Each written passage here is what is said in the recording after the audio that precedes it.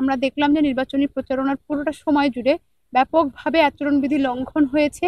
বিশেষ করে টাকার যেই নির্ধারিত সীমা করে দিয়েছিল সেটির প্রত্যেকেই আসলে সেটা বহির্ভূত আচরণ করেছে, ব্যাপক টাকা উড়িয়েছে।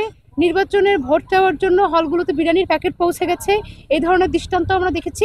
নির্বাচন কমিশন সেগুলো নিয়ে কোনো ব্যবস্থা নেয় নাই। তো সেই জায়গা থেকে আমাদের নির্বাচন কমিশনের উপর আস্থা বেশ ভালোভাবেই ভঙ্গ হয়েছে।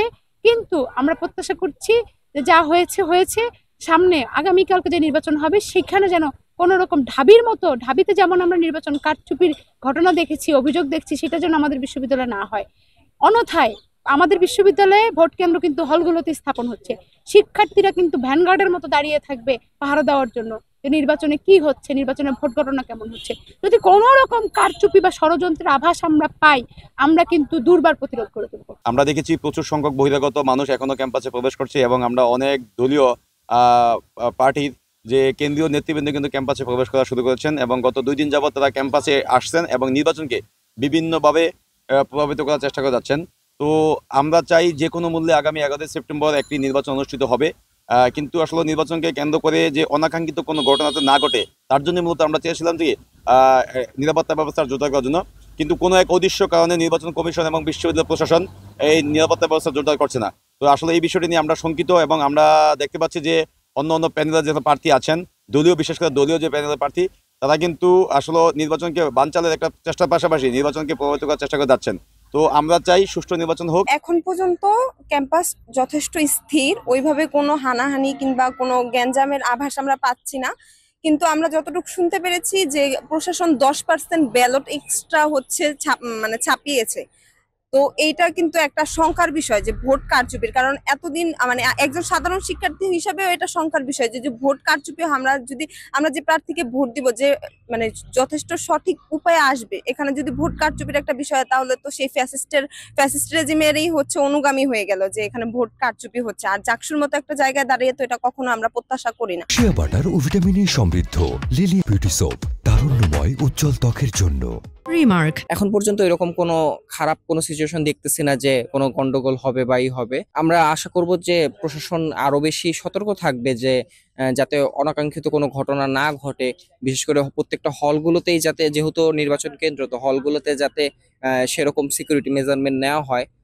প্লাস এই যে ভোট প্রদানের পদ্ধতিটা, সেটা নিয়ে আমাদের একটু আশঙ্কার জায়গা আছে যে শোনা যাচ্ছে যে ভোটটা সম্ভবত মানে হয়তো পরবর্তীতে কাউন্ট করা হবে ওএমআর শিটে বা এরকম কিছু একটা নাকি শোনা যাচ্ছে। তো এখন সেটা অ্যাকচুয়ালি কতটুকু নিরপেক্ষভাবে হবে বা পরে যাচাই করার সুযোগ থাকবে কিনা, সেটা একটা চিন্তার বিষয়। প্রত্যেকটা হলে তো সাধারণ শিক্ষার্থীরা সার্বক্ষণ থাকবেই, প্রার্থীদের পোলিং এজেন্টরাও থাকবে বা এরকম যারা সার্বক্ষণিক মানে বিষয়টা দেখাশোনা করবে। তো সেইখানে যাতে সবাই সজাগ দৃষ্টিতে থাকে, যাতে কোনো পক্ষ, কোনো বিশেষ পক্ষ এরকম কোনো ভোটের ক্ষেত্রে এরকম কোনো কারচুপি না করতে পারে। কয়েকদিন ধরে দেখেছি যে বিভিন্ন ধরনের প্রার্থীরা আমাদের কাছে, সাধারণ শিক্ষার্থীদের কাছে হচ্ছে ভোট চেয়েছে। সবার মধ্যে একটা সম্প্রীতি দেখা যাচ্ছে যে কোনো ধরনের গন্ডগোল হোক কিংবা কোনো ধরনের অপ্রীতিকর ঘটনা এখন অবধি আমরা দেখিও নি, শুনিও নি। সুতরাং বলা যাচ্ছে যে প্রশাসনিক দিক দিয়ে এই দিকে একটু ভালো অবস্থানই রয়েছি আমরা, যে আমাদের সুস্থ একটি নির্বাচন অনুষ্ঠিত হবে, এটি আমরা আশা করছি। এই জিনিসটি আগামীকালও বজায় থাকবে। এই নির্বাচনে যে অংশই বা যে প্যানেলই জয়লাভ করুক না কেন, আমরা তাদেরকে একসাথে জাহাঙ্গীরনগর বিশ্ববিদ্যালয় গড়ব। আমরা আমাদের ভিতরে যে ঐক্য এবং সম্প্রীতির বন্ধন ছিল সেটা বজায় থাকবে। আমরা সকলেই মিলে সুন্দর একটি ক্যাম্পাস উপহার দিতে চাই। বিশ্ববিদ্যালয় প্রশাসনকে আহ্বান জানিয়েছি যে ভোট গ্রহণের সময় থেকে শুরু করে ভোট গণনার সময় পরিপূর্ণ সময় যাতে সিসিটিভি ক্যামেরার সামনেই করা হয় এবং হচ্ছে বাইরে কোনো মনিটরে স্ক্রিনে যাতে দেখানো হয়, এই বিষয়টা আমরা বিশ্ববিদ্যালয় প্রশাসনকে জানিয়েছি। তার পাশাপাশি আমরা আহ্বান জানিয়েছি আমাদের পক্ষ থেকে একটা টেকনিক্যাল টিম আসবে, যারা হচ্ছে যে আমাদের ভোট গণনা করার যে মেশিন আছে সেটা আমরা নিজেরাই যাচাই করবো আর কি, ভোট গণনার শুরু থেকে এবং শেষে চেক করবো।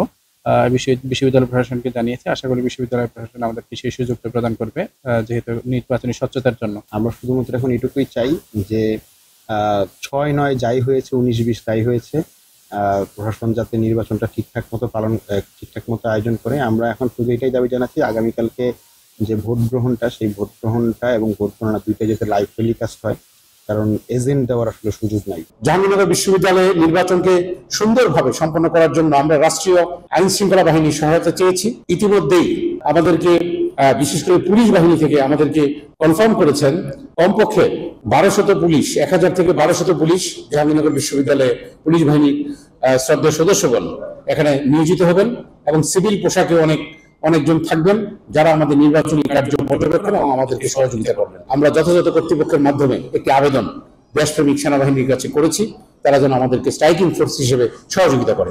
আমাদের শিক্ষার্থীদের যে ভোটাধিকার আছে সেই ভোটাধিকারে যাতে কোনো প্রকার ব্যাঘাত না ঘটায় সেই জন্য নির্বাচন কমিশন সেই অ্যাক্টিভিটিস গুলো সুসম্পন্ন করার জন্য বদ্ধপরিকর। তারই ফলশ্রুতিতে আমরা আবারও নির্বাচন কমিশনের পক্ষ থেকে আমরা ইউনিভার্সিটি অ্যাডমিনিস্ট্রেশনকে আবেদন জানিয়েছিলাম। অ্যাডমিনিস্ট্রেশন যথাযথ কর্তৃপক্ষের মাধ্যমে এবার আবেদনটি করেছেন। তা আমরা আশা করছি আমরা বাংলাদেশ সেনাবাহিনীকে স্ট্রাইকিং ফোর্স হিসেবে এই নির্বাচনে আমাদেরকে সহায়তা করবেন।